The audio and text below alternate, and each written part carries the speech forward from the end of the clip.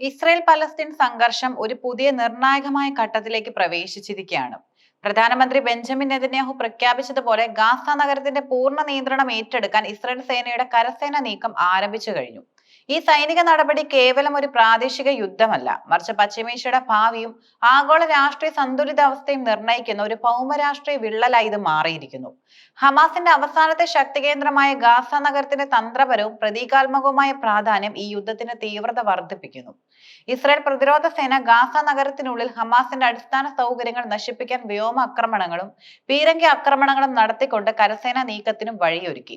സൈനിക വക്താവ് അഭിജയ് അദ്രേക്ക് ഈ നീക്കങ്ങൾ സ്ഥിരീകരിക്കുകയും സാധാരണക്കാരോട് എത്രയും വേഗം പോരാട്ട മേഖലയിൽ നിന്ന് പലായനം ചെയ്യാൻ ആവശ്യപ്പെടുകയും ചെയ്തിട്ടുണ്ട്.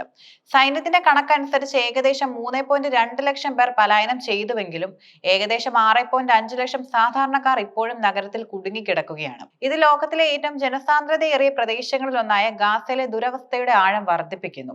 കഴിഞ്ഞ 48 മണിക്കൂറിനുള്ളിൽ വ്യോമാക്രമണങ്ങളുടെ എണ്ണത്തിൽ വലിയ വർധനവുണ്ടായി. ഇത് കരസേനയുടെ മുന്നേറ്റത്തിനായുള്ള ഒരു മുന്നൊരുക്കമായിരുന്നുവെന്നും വ്യക്തമാണ്.